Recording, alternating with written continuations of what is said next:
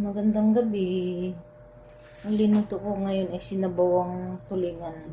May sibuyas, kamatis at luya, kangkong.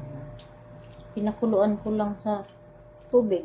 Hindi ko na ginisa. Basta pagkakulo sa sabaw, linagay ko na yung isda. Ang tagal kumulo. Kakain sila. Gutom. Galing sa trabaho. Yan, kung makita.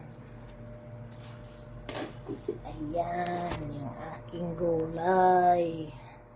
Sinabawang tulingan.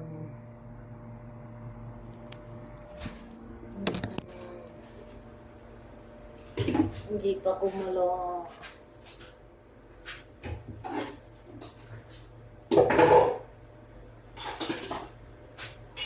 Pakuluin ko bago ko siya